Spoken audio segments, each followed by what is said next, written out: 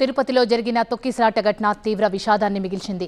ఈ తొక్కిసలాటలో విశాఖ జిల్లాకు చెందిన లావణ్య చనిపోవడంతో ఆమె కుటుంబంలో విషాదం అలుముకుంది. అధికారుల నిర్లక్ష్యమే లావణ్య ప్రాణాలు తీశాయంటున్నారు కుటుంబ సభ్యులు. ఇద్దరు ఆడపిల్లలకు తల్లి లేని లోటు తీర్చేది ఎవరని ఆవేదన వ్యక్తం చేస్తున్నారు.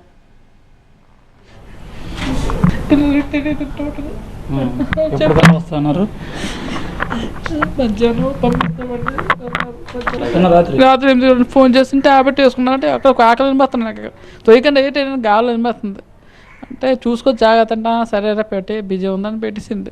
వంట చేశాను ఒక అరగంట 11 మా వెనక్కి మా అక్క ఫోన్ చేశారు. అరే తప్పిపోయిందిరా కనబట్టలేదు అంటే అరెస్ట్మెంట్ చేయండి చెప్పాను. నేను అరెస్ట్మెంట్ చేశారు. అప్పుడు ఎవరు చెప్పారంట ఎవరు పడిపోయి ఉన్నారు హాస్పిటల్ తీసుకెళ్ళారు.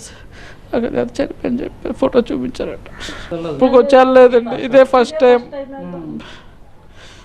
ఎప్పుడైనా అన్నింది చూడాలి వెళ్ళాలి అన్నింది ఇదే.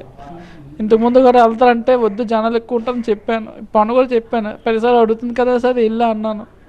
ఎలాగవుతుంది అనుకోలేదు.